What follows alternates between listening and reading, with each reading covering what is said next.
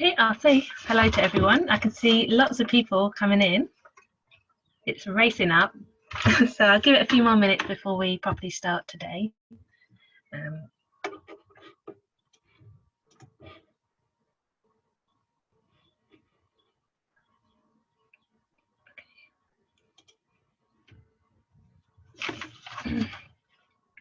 So, hello everyone, and welcome to the fourth webinar in ICON Book and Paper Group's Conservation Together at Home series.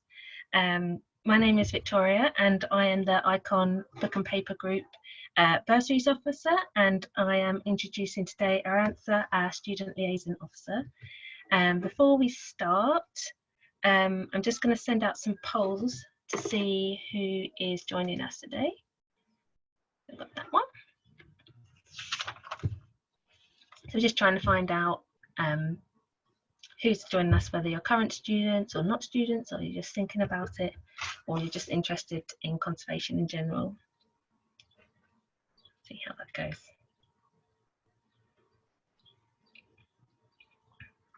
And just to remind you, we are recording this and we'll be putting it on our website as soon as we can. So tell anyone who couldn't come along live that they can watch it there as well.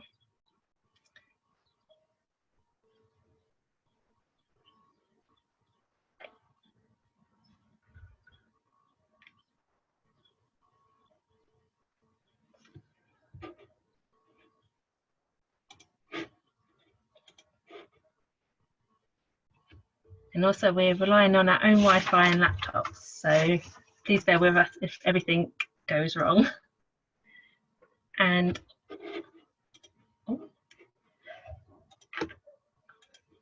also remember to use the hashtag Conservation Together at Home if you want to join us on Twitter as well.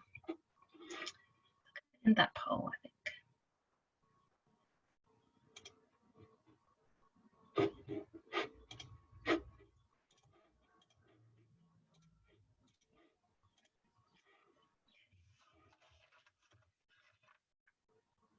Okay, and also remember there's a Q&A down at the bottom of your screen, so if you want to send any questions in, we can answer them all at the end. I'll give you a little bit more time to answer the poll, and then I will let Arantza start.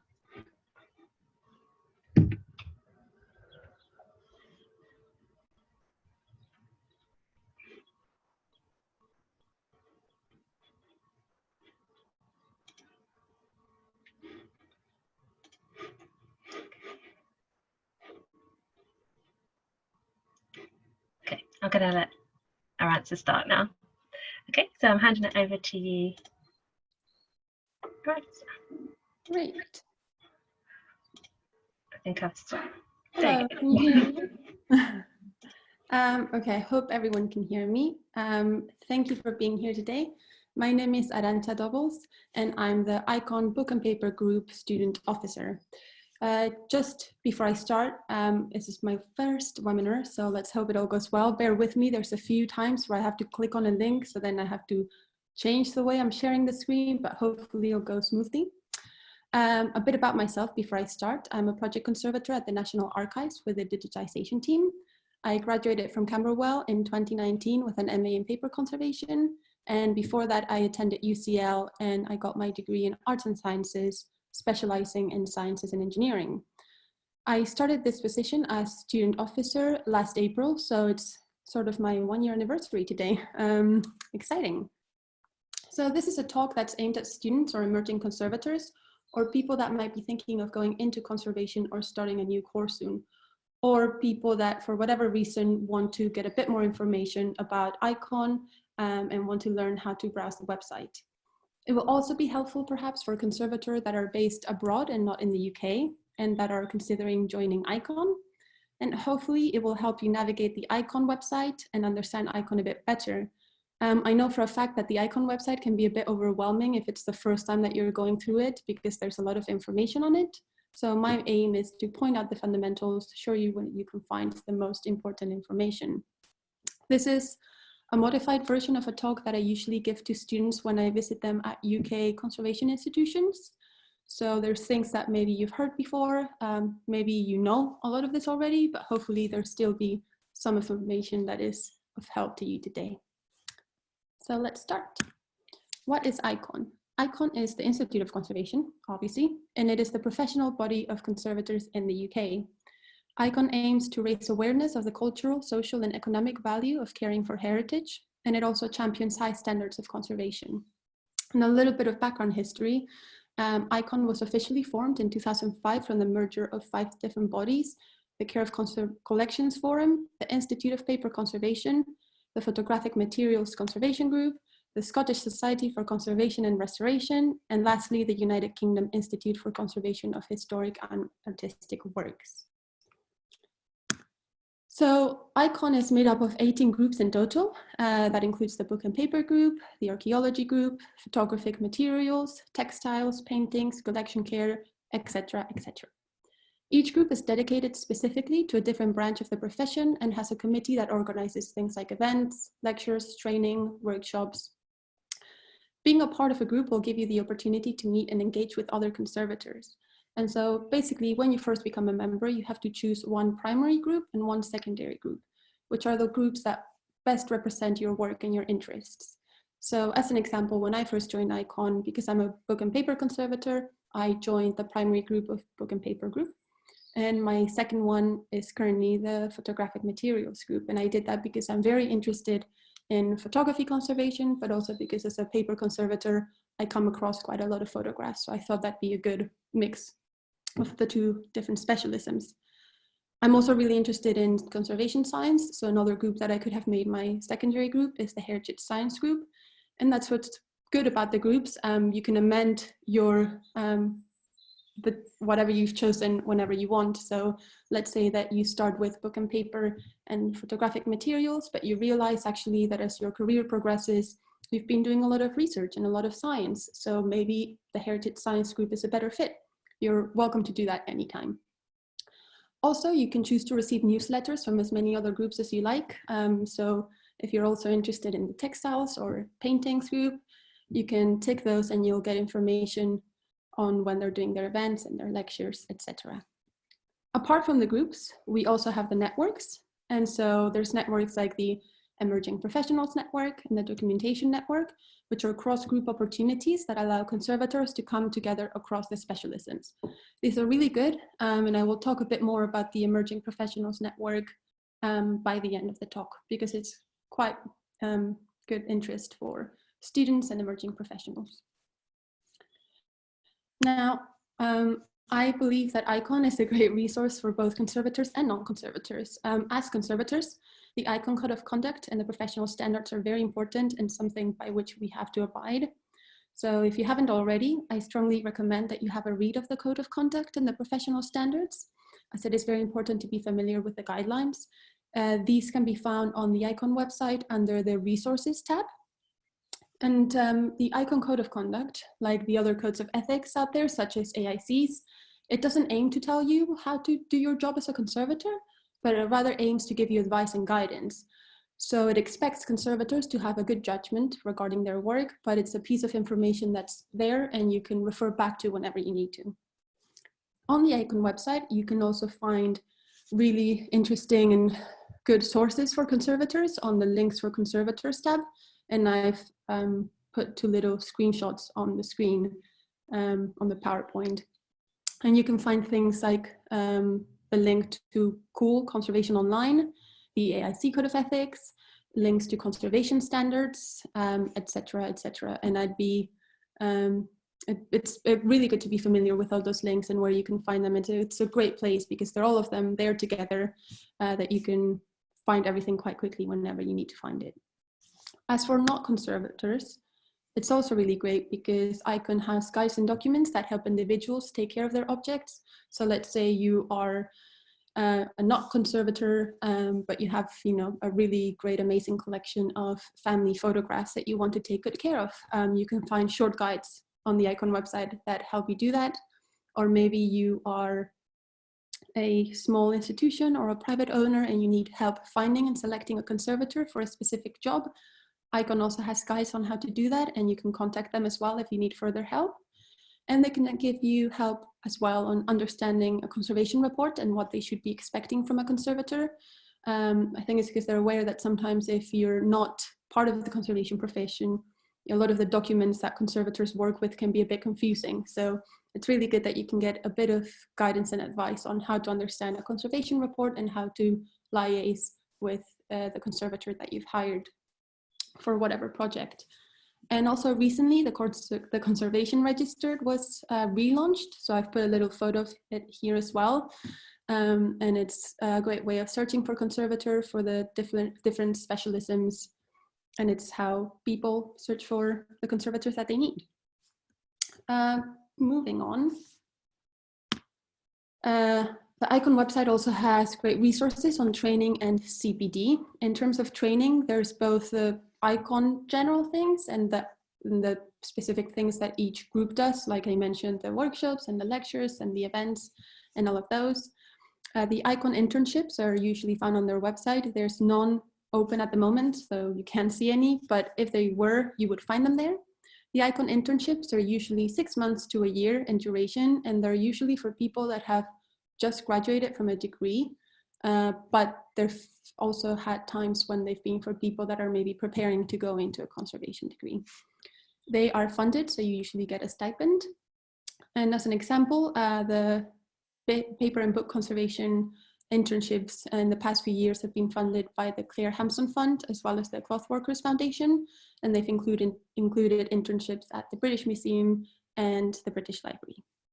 In terms of CPD, which stands for Continuing Professional Development, there's also many resources that can be found on the ICON website, such as a CPD log document, which can help you developing your CPD plan.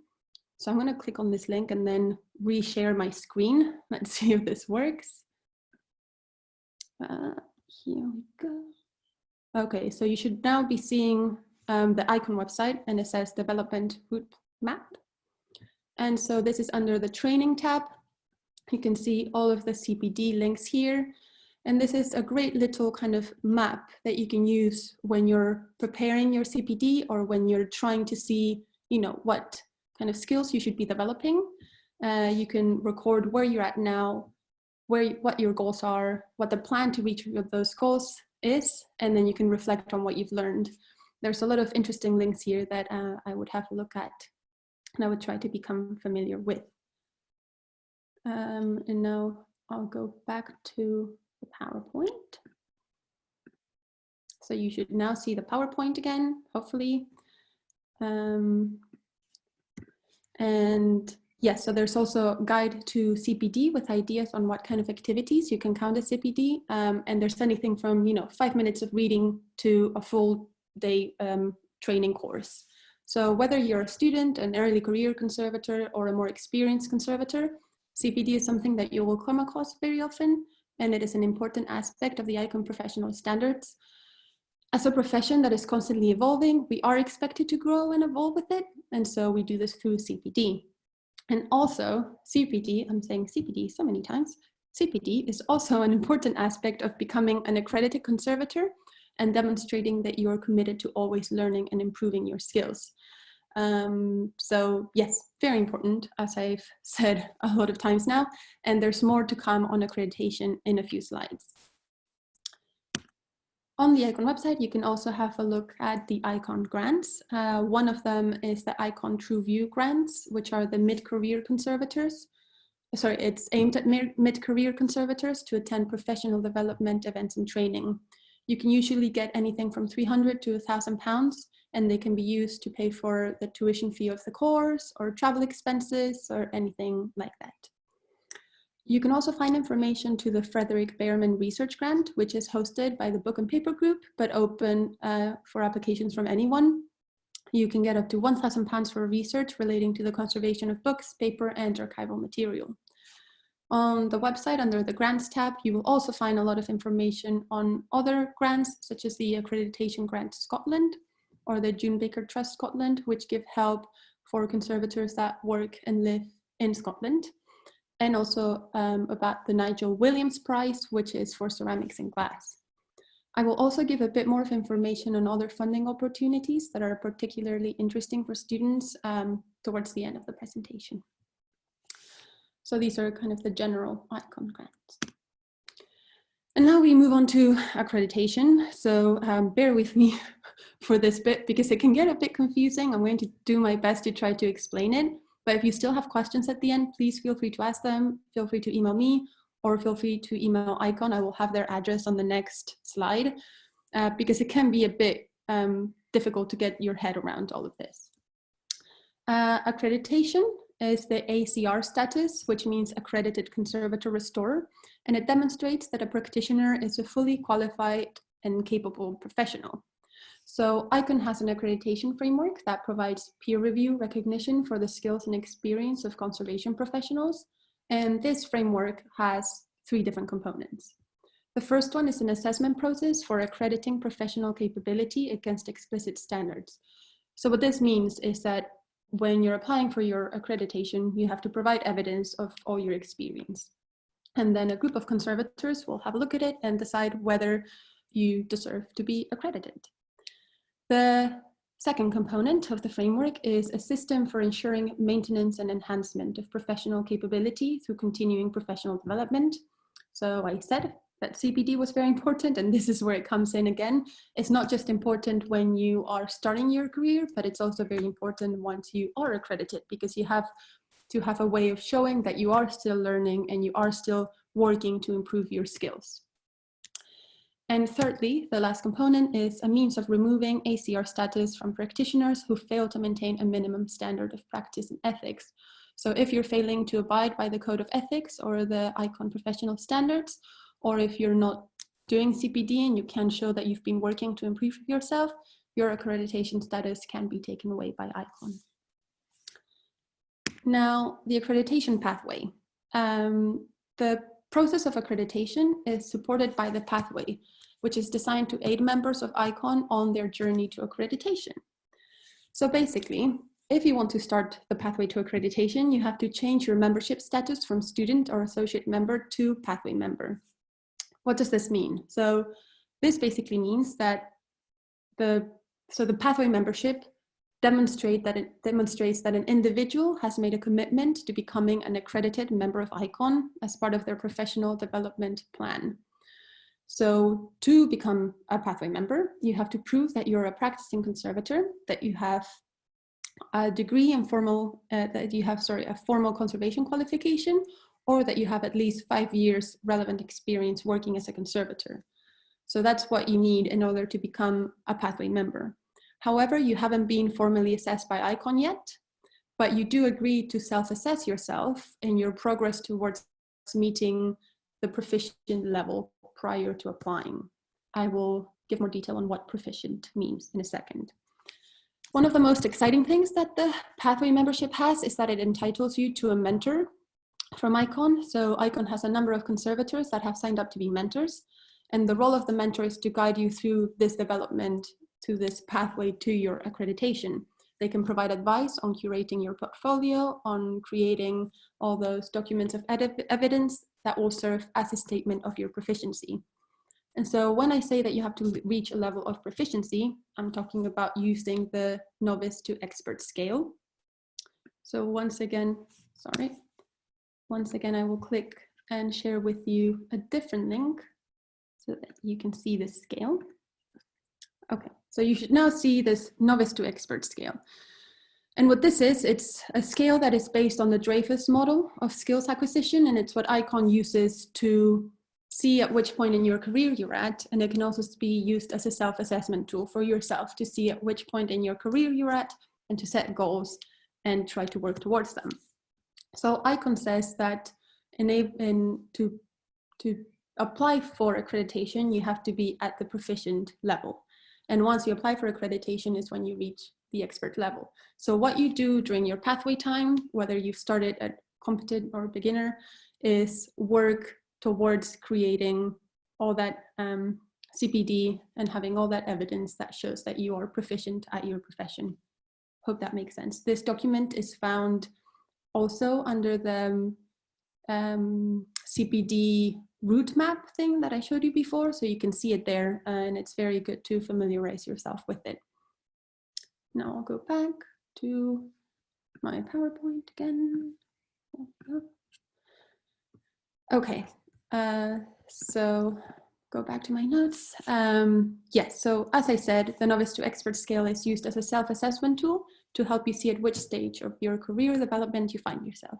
It's very useful to be aware of it when you're thinking of starting the pathway to accreditation, or just to kind of self-assess yourself whichever point you are in your career.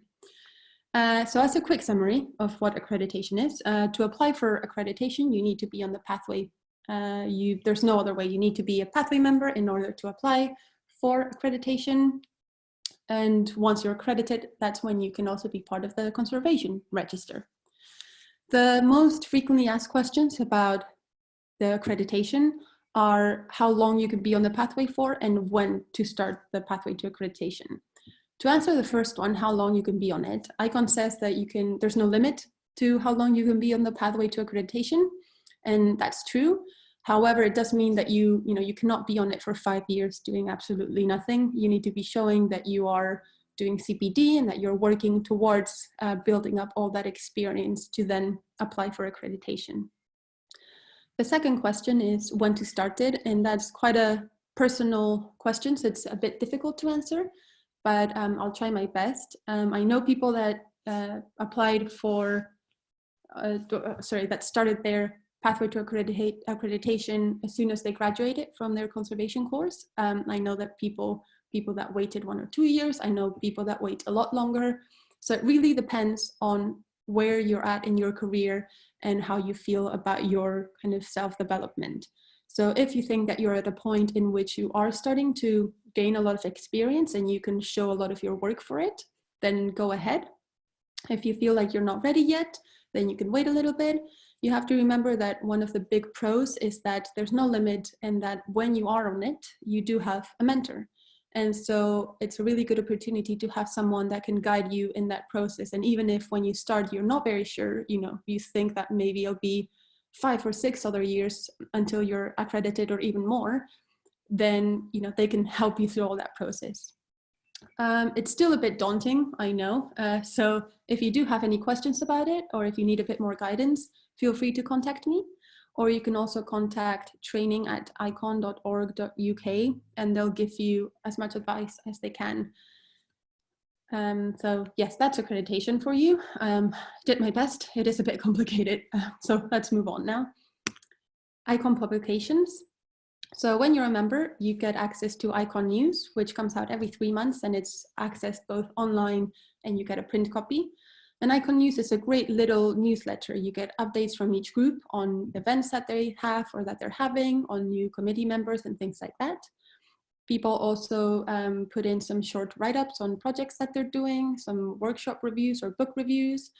And so it's a really good way of kind of people disseminating their work in a way that it doesn't take them forever to write a whole peer-reviewed article. So I really recommend it if you're someone that is keen on writing and getting their name out there. This is a great way of starting that. You can write to ICON and tell them whatever idea you have about writing, and they will come back to you with some suggestions, ask you to write 300 words or 500 words on it.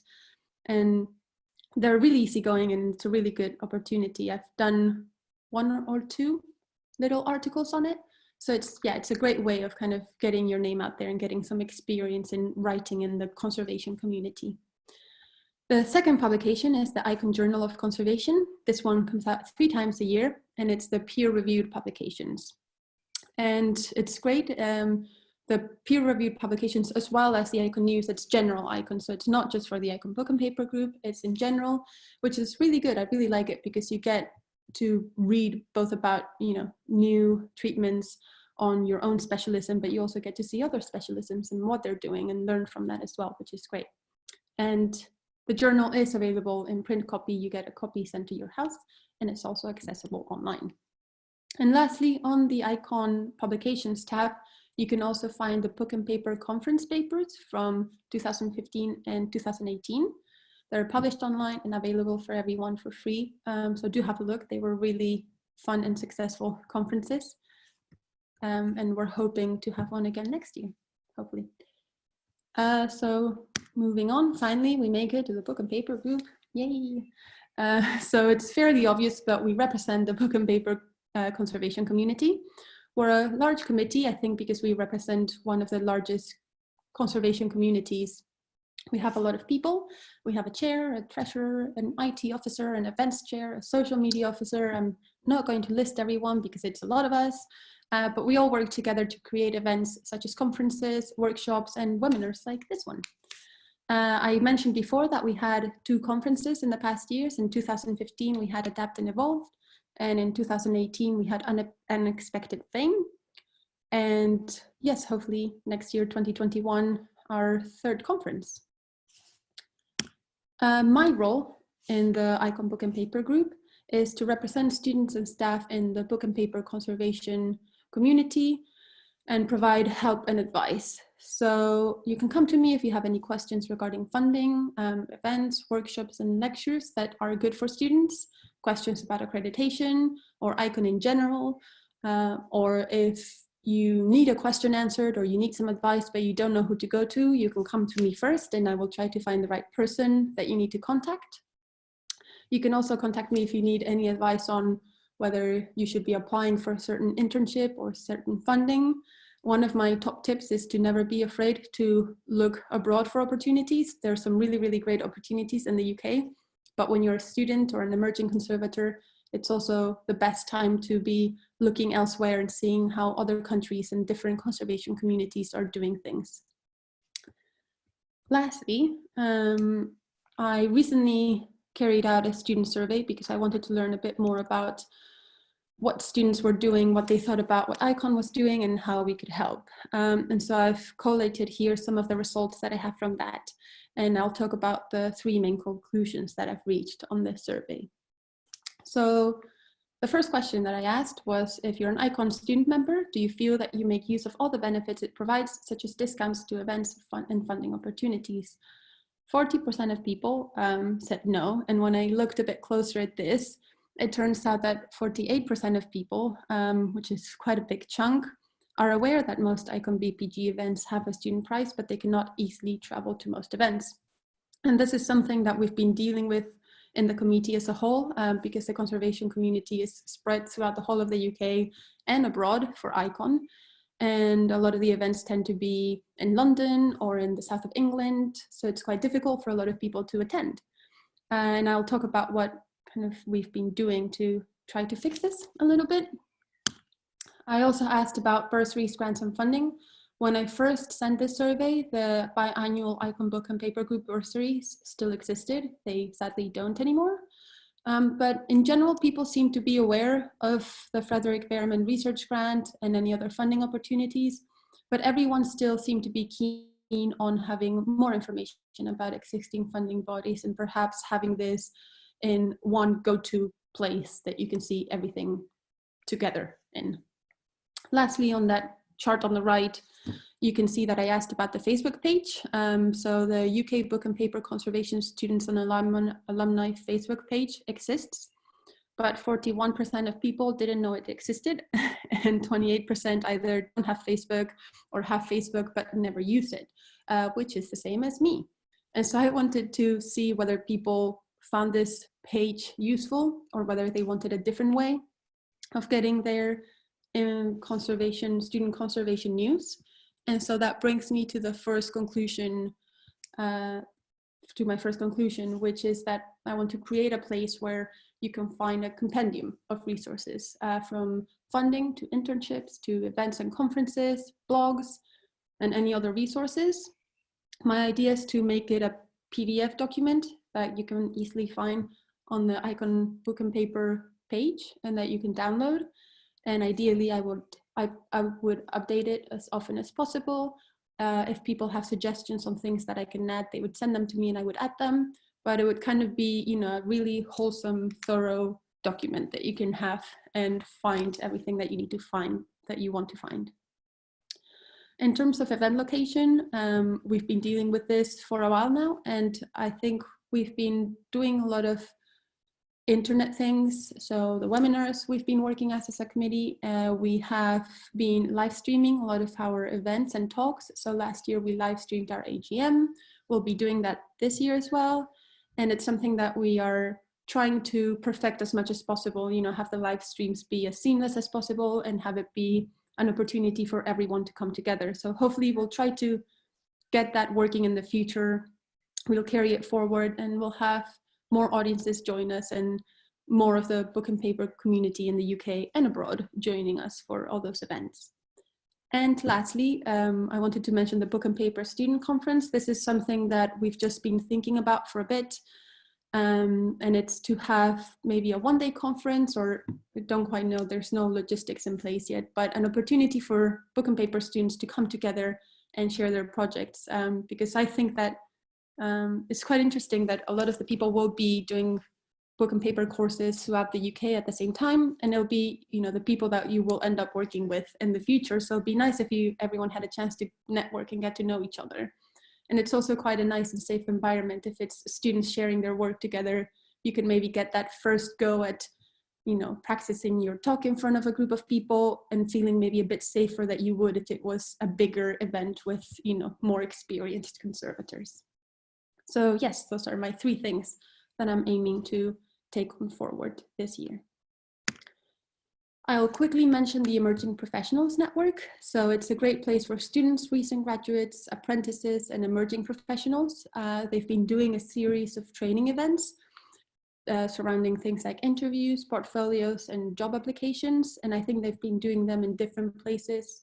I think they had one in London, they had one in Lincoln, they had one in Northumbria, I believe. So they've been going to the student hubs, and from what I've heard, they've been really good and really helpful. They had to cancel their most recent one that was happening next month, but hopefully when all this mess is over, they'll be back to normal and doing them again, because I think they're quite important and helpful training sessions that they've been having. They also have 2 really interesting documents on their website, and I will take you to those again. Okay.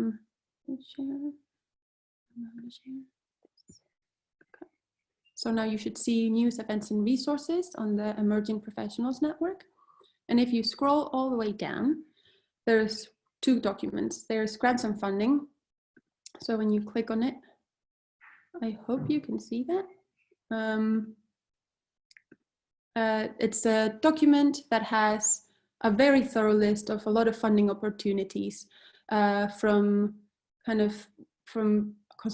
opportunities that are aimed at students, but also to do with different specialisms for different situations like travel grants and stuff like that.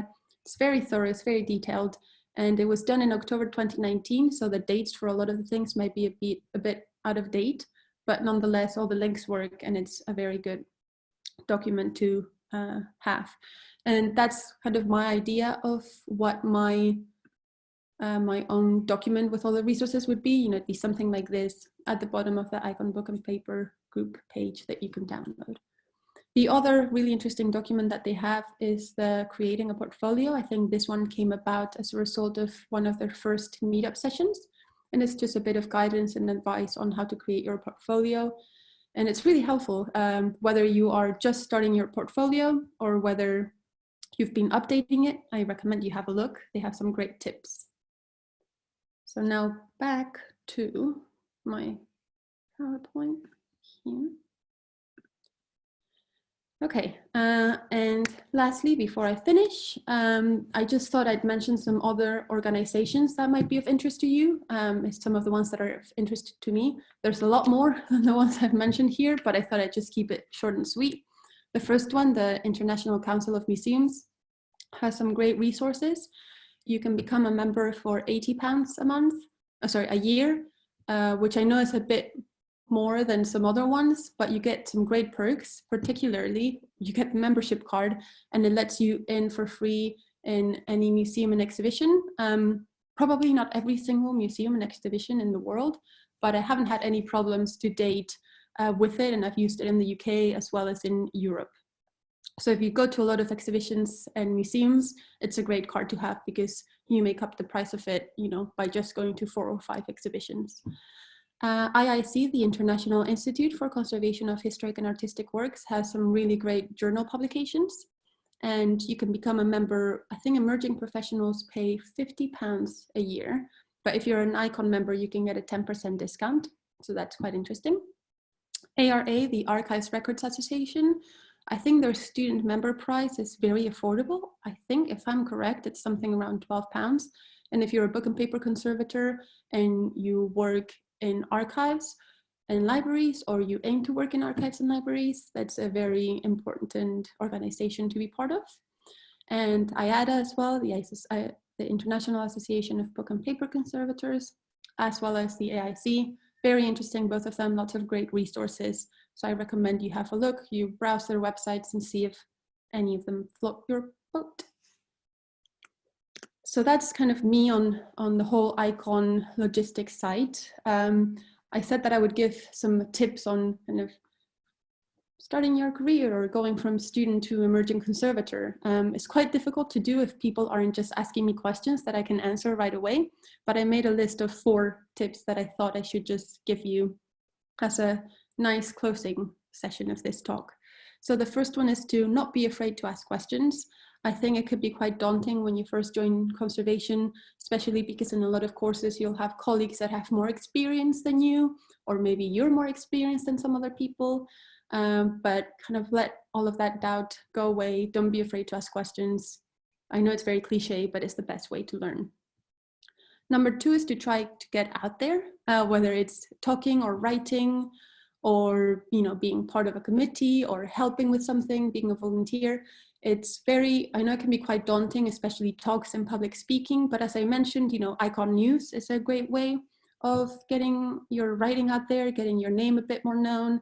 Blog websites, so the ICON Book and Paper Group has a blog, and we welcome any sort of write-ups that people do on little projects that I've been working on, or any interesting conservation related things. Yes, it's quite important to get rid of those fears and try to get out there. The third tip is to network and meet people, and it goes together with everything else I've said before. It can be very daunting at first. You go to events and lectures and it's really hard to start conversations with people, but everyone is really friendly and everyone loves it when you go up to them and you ask them about their work. So do it, and just if you get to know people, they'll remember you for later on, and it's very helpful to have those connections. And lastly, my last tip, it's a bit vague, but it's to go for it. I think a lot of the times we can be quite scared of, applying for a job or applying for an internship. We don't know if our level of experience is there yet. A lot of the times when you see job postings, they're quite vague as to what amount of experience they want the people applying to have. And I've learned that, the best way to know is to just go for it. I mean, unless it says, we want a senior conservator with 10 years of experience. A lot of times they don't specify that. And you'll be surprised as to, how open they are. And also just how helpful it is for you to be, writing an application or going for things and learning from the experience of going through the application process, having an interview, chatting to the right people. So I'll close on that. Go for it. So thank you very much, everyone. If you have any questions, please let me know. You can contact me on iconbpg@gmail.com. If you do that, put student officer on the subject line so they know that it's coming from me, or you can use my personal address as well. That's completely fine. Thank you.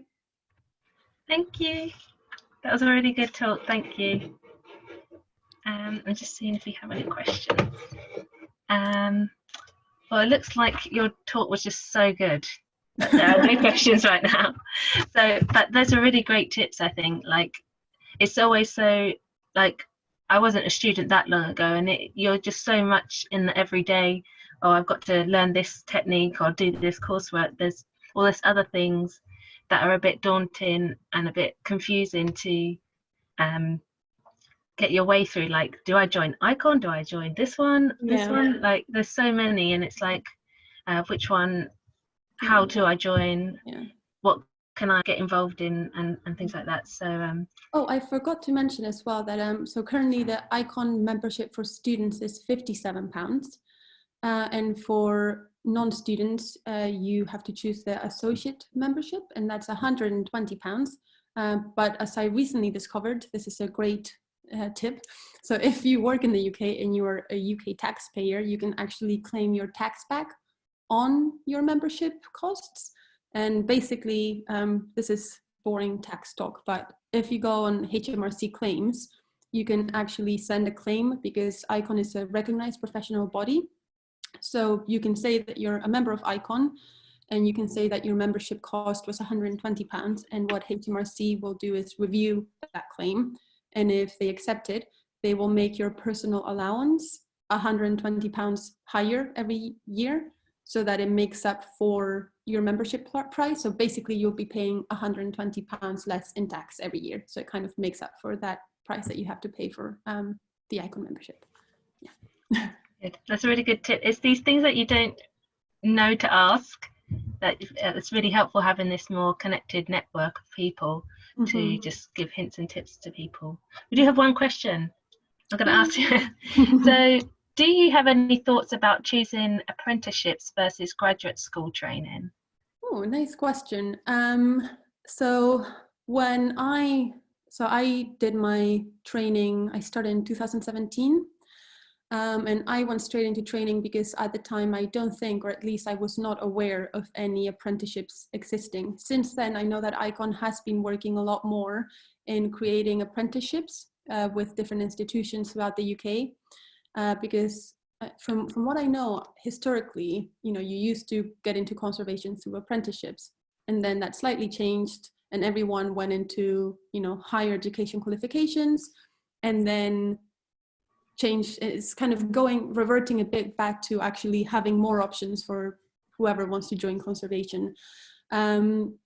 So I think this is a bit difficult to reply to, I guess, because I don't have much experience in it, but I would say that it kind of depends on you and how you work. I know that I think apprenticeships can be really, really great because you will be working in an institution with the people that have had that profession for a long time, that can help you and make you a really good conservator. So it seems like a great option if it exists. Sadly, it is a bit more difficult at the moment, I would say, to find apprenticeships. The graduate training might perhaps have a bit more on the kind of, you'll have practical, but you'll also have a lot of kind of theory to deal with which can be really good as well. So I think it depends on you, and if you find a good apprenticeship, I'd say go for it. But yeah, I'm not sure if this is very helpful. You can send me an email and I can try to be a bit more helpful.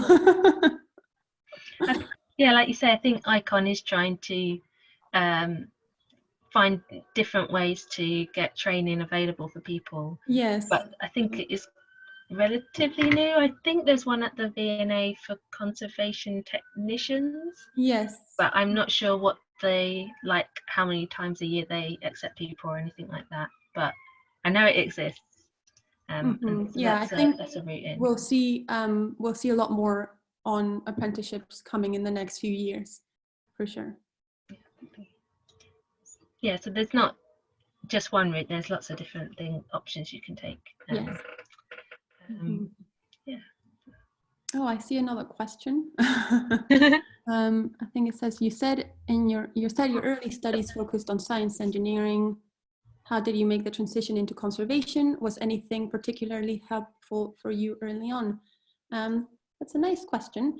So I did a degree called Arts and Sciences at UCL, which is, I think, one of the few, if not the only, kind of interdisciplinary degrees in the UK. So it allows us to have a major and a minor, and I majored in sciences and engineering. I particularly did a lot of medical physics, and so it's a bit of a weird jump going from medical physics to conservation, but I've always been split 50-50 kind of between arts and sciences and kind of doing things with my hands and being a bit more numerical and sciencey. And it was on my last year of that degree that I was doing a lot of work in medical sciences that I discovered that, people were using X-rays and ultrasounds to image other things that were not just the human body. And I realized people were using it for artworks and for archaeological objects. And I was like, oh my God, this is like a whole new world. And so I learned a bit more about conservation, and I decided to apply for the Camberwell course, which thankfully they didn't require a lot of conservation experience pre-joining, but you asked specifically was anything particularly helpful for you early on?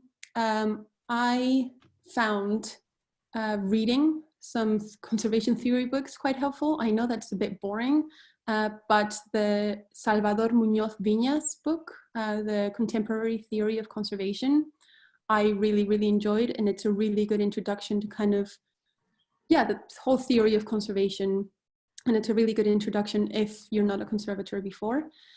And also, I remember I did a lot of the behind the scenes visits that exist, at least in museums in the UK. So I visited the British Museum Conservation Departments.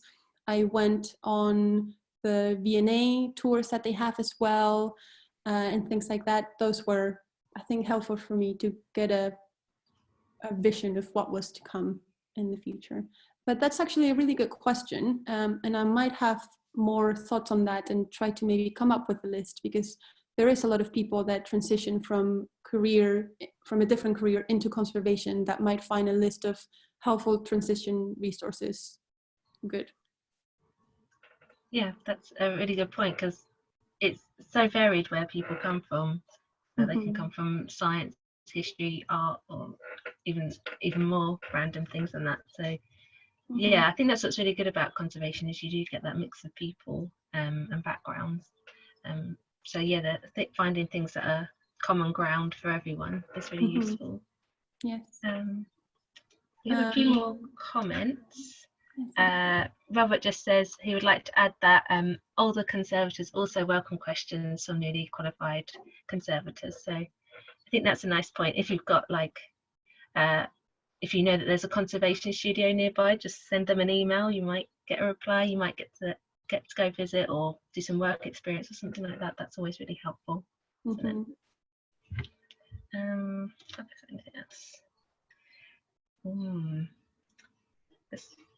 We've got another question. These are quite technical questions. So, like, would it be difficult to apply for apprenticeships or graduate programs in the UK as a non-UK or EU national? Yes. I think the main issue with that would be visas, if I'm correct. So at the moment, you would probably need to, same as if you were a student coming from abroad into the UK, you would probably need a student visa or a work visa to come do an internship or a graduate program in the UK. So for school, so for a university, a master's degree, something like that, it's not really that difficult. You just have to have the student visa that you would need to apply for. In terms of apprenticeships, I'm not sure how that would work, but I would assume it's fairly similar to the graduate programs. I think you just need to have, I am sure it's either the same student visa or something along the lines that would allow you to come in, I think. Yeah. But if I haven't helped with this question, you're welcome to email ICON, the training@icon.org.uk. They're really good for very technical questions like that. And if I haven't helped, they can help you. And probably the situation is going to be changing all the time now, so we still haven't. Yeah, in the current situation, yes, because I can see someone also asked, has anything been said that internships may be cancelled due to the current circumstances? I have no idea. I think everyone is in a bit of a turmoil with what is happening. It's really difficult to know. I know some people that are currently in internships, and their institutions are at the moment trying to liaise with whoever has been funding the internship to see whether they're going to be stopped and then carried on forward, or whether they're just going to be extended, because obviously a lot of the people that should be going into work and going into their institutions and getting all that great experience have not been able to do that. So I'm afraid I can't completely answer that. Hopefully they won't be cancelled, and the institutions and the funding bodies will find a way to work around that. Yeah, that's good. I think we're all a bit on tenterhooks about everything. Trying to figure it out at the same time, and it's difficult. But I mean, that might be something we could try and support people with as ICON members and committee members, if people are finding it difficult to know their position at the moment. We can try and help. I don't know what we can help with, but we can at least have a chat or something like that. Yeah.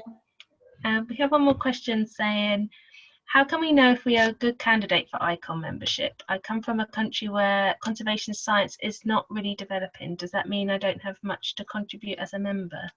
I think you have plenty to contribite. Plenty, yes. It doesn't matter at all if you come from a different country. So you don't really need to be a good candidate. You basically need to be a conservator that is very interested in pursuing their conservation career and that agrees to, abide by the code of conduct and the professional standards. If you are happy to do all of that, then you can be an ICON member. And you said that I come from a country where conservation science is not really developing, then that might actually be a great chance for you when you join ICON to become part of maybe the Heritage Science Group and learn about what they're doing, and it'll be an opportunity for you to do a lot of science learning that maybe you don't get to do back at home. So yes, if you're an excited keen conservator, you are a great candidate for ICON. Thank you. Right, I think we'll bring it to an end there. So thank you so much for that. I think that was really helpful to a lot of people from whatever point in their career they're at. Great. And I think, yeah, please feel free to email me, whatever, even if you think your question is really silly, I'll be very happy to answer. Brilliant. Yeah, great. And any questions to the ICON Book and Paper group, we're always happy to hear suggestions on anything. So please do send things along. So great. I'll just let everyone know about what the next talk is. So this Thursday at 4 p.m, like usual, we have Christine Rose Beers speaking, and she is exploring the materiality of the early Islamic book, preparing to conserve an early Quran manuscript in the collection of the Alfred Chester Beatty collections. So that sounds really exciting, and I'm looking forward to that, and hopefully you'll all join us again then. And also please do email iconbpg@gmail.com if you are interested in speaking or you have any other suggestions or comments for us. We'd love to hear them. Okay. Oh, quick second. Yeah. I just saw one last question that just came in. Let's go for it. Irina said, I would like to start preventing conservation course. My previous experience is 11 years in collection care, but I have no qualifications. Shall I get a conservator qualification first? I'm not sure where you're writing from, but I know that in the UK there's specific preventive conservation courses. I think there's one in Liverpool and there's one somewhere else as well. Northumbria, do they do one? Northumbria, perhaps, yeah. And there's like an online one as well. That might be that one. Yes. So you don't need to become a conservator before you do, before you specialize into preventive conservation. At least in the UK, there is specific preventive conservation courses. I don't know if that answers your question, because it might be different wherever you come from. But yeah, you don't need to, specifically become a conservator first. You can go directly into preventive conservation. Brilliant. Great. Okay. Well, thank you so much, everyone, for joining us. Have a good afternoon. I'll let you all go. Thanks. Bye.